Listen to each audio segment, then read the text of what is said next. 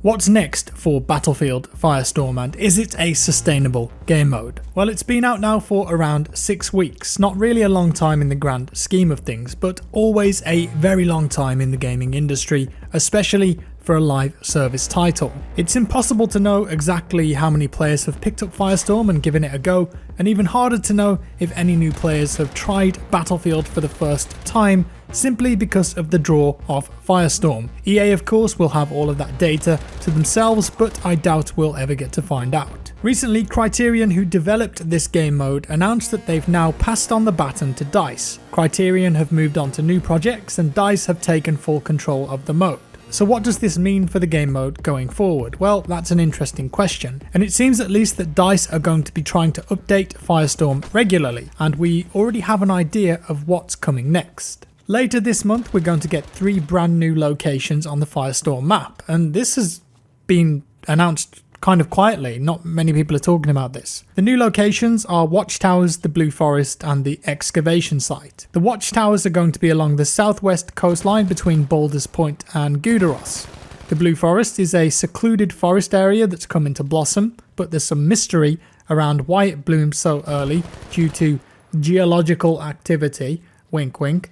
I love a little bit of mystery and reasoning behind some of the map changes. And then finally, the excavation site is a large area that's unexpectedly appeared on Hellvoy, and you'll find that southeast of the quarry. Not only that, but Firestorm is going to get its first gold tier weapon, the boys' Anti-Materiel Rifle. This weapon isn't in the game just yet, it's arriving in 2 weeks' time, but it could be that you're able to play with it in Firestorm before the main game. That would be interesting. You'll be able to find it in safes, lockers and supply drops, and it's really great to see these kind of changes coming to the mode, and I really hope that they stick with this and keep at it, because it will really help to keep players engaged. We have to remember that sadly Firestorm is only a mode within the game. That's the reality. I have said from the beginning that I personally think Firestorm would have been better, or just any Frostbite BR really, if it was standalone. You've got way more freedom that way, both in terms of balance but also content that you add to the mode. If Firestorm was built from the ground up to be a separate game,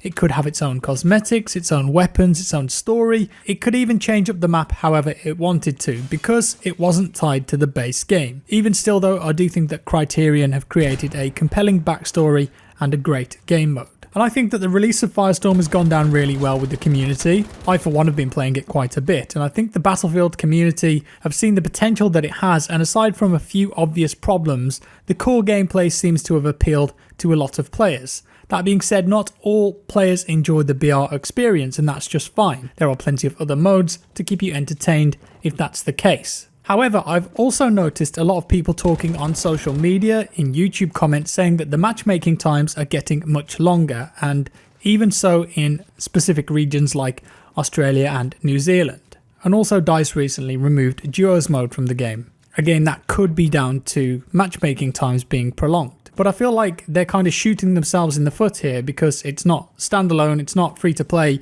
and they've launched Firestorm as part of a mode in a full priced title where there's already so many other modes to play, competing in an environment where you've got titles like Apex and Fortnite which are free to play. It was always going to be an uphill battle. But aside from that, how can Firestorm improve? What are the core issues? What's currently wrong with Firestorm? Well, despite some improvements, the loot system is of course going to be high up on most people's lists. Even since the game mode launched, it's been a huge point of contention, and I think it's put a lot of players off already. The loot scatters all over the floor, and it's often really hard to find the exact items that you're after, and when you do, you often pick up something else, or even worse, you can swap out the weapon that you're holding. If loot is too close to vehicles or AA, then you can also find yourself getting into a lengthy animation, which is not ideal. A recent patch did improve the loot in some areas, but it also made it worse in others. Loot now often gets stuck in objects like crates or even inside walls, making it completely unattainable.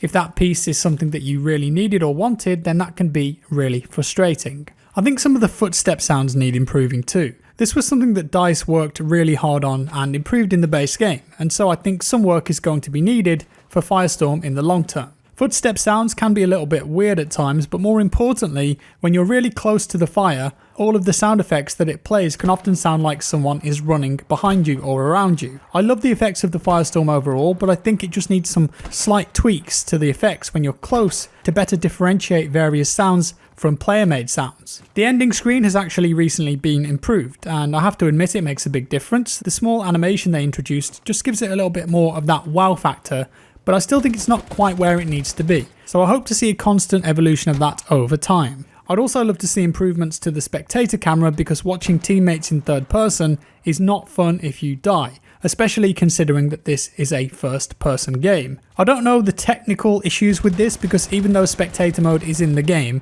you do go into spec mode separately, and when you die in the main multiplayer, your teammates are only visible in third person on the spawn menu. So to my knowledge, there isn't currently a first person view without being in the dedicated spectator mode. So maybe that's got something to do with it. Perhaps it's not currently possible. Or if it is possible, it may be that it's a lot of work to get that in the game. I can't honestly say, but the current camera is quite nauseating. No one likes it, and I really hope that in the next few months DICE are able to add in a first person camera.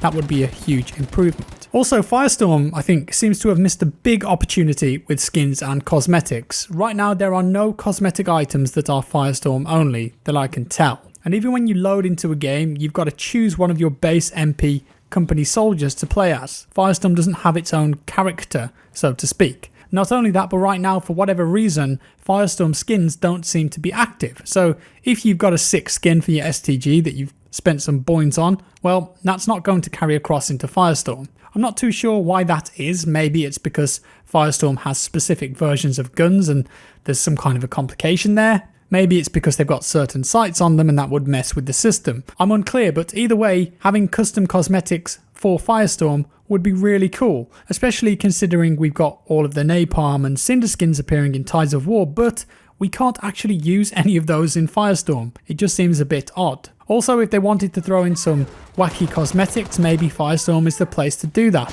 Cosmetics revolving around Sulis and whatever crazy thing that they've been up to could be quite interesting, and because it's separated from the base game, hopefully most players wouldn't have an issue with it. Of all the things mentioned though, I think we can all agree that a better loot system is what's needed the most, by far. Whatever DICE now decide to do, if that's a crate system or more refinement than we already have, the sooner that comes, the better.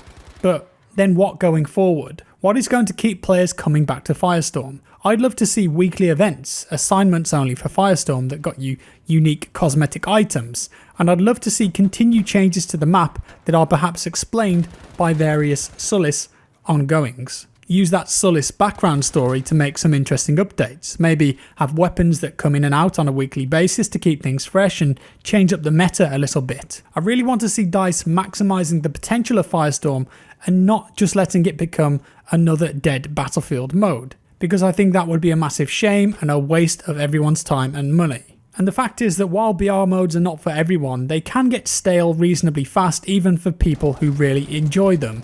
It's so important to keep things exciting and introducing new content. And the removal of duos again recently is a worry, because it means that players probably weren't playing it, and I have to say that the matchmaking times on solos, from my experience, are definitely getting longer. As I said at the start of the video, in certain regions the game is almost unplayable because there's just not enough people queuing to start. Of course that depends on what time of day that you're playing and the day itself, but that's not a good sign. And it all comes back to the fact that this isn't a free-to-play standalone title, and it's competing against those kind of things. Do I think that DICE will ever do the right thing and make Firestorm free-to-play standalone?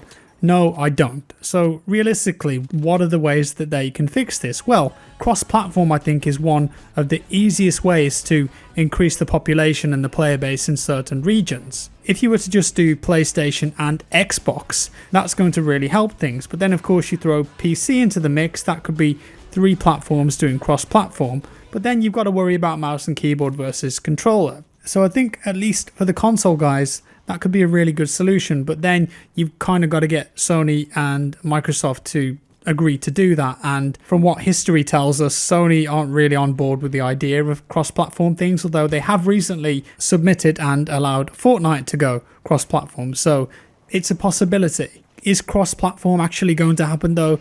I highly doubt it. Will it be standalone or free to play? I've already said I don't think so. So realistically, the only way to keep people and players engaged with this game mode and coming back and logging in and making sure that there's a healthy player base playing it is to create new content and on a regular basis. But is that going to happen? Well, I don't know. I feel as though DICE are quite stretched thin at the moment, and they'll really just be focusing on adding new maps to the game because that's the most important thing for the base game. And of course, they've got a big commitment to Battlefront 2 now as well. DICE LA, they've been working on the competitive thing. Maybe they could help when they're done with that. But I just don't know from an outsider's perspective if this makes sense from a business point of view, because it was always just planned to be a game mode. And that was where the first mistake was made. I like to think about all the things that it could have been though, but I'm assuming a lot. Free trials or free weekends are always a good thing. I mean, that could be a good way of getting new players into the game. With that said, I do hope that DICE regularly update Firestorm, and I look forward to see what they're coming up with. We've already got 3 new locations coming like 7 to 8 weeks after launch. That's good. But after that, we don't know much at the moment. Perhaps EA Play will reveal some more. But what next for Criterion? Well, who knows? They've worked on Star Wars Battlefront as well as the X-Wing VR mission. They've done Need for Speed Hot Pursuit as well as Need for Speed Most Wanted, and of course Burnout Paradise, a classic. Rumours are that they're not working on any sort of racing game, but instead an adventure game based around melee combat. They're a very talented team, and so whatever they put their hands on, I'm sure will be great. And that's all for today, guys. Do let me know what you think Firestorm needs as it grows and evolves over time. Are you still playing it? Done with it? Are you and your friends having fun? Or just leaving it alone now? Let me know below. Thanks for watching, guys. If you liked this video, give it a like. If you didn't, a dislike. Subscribe for more, and I'll see you in the next one.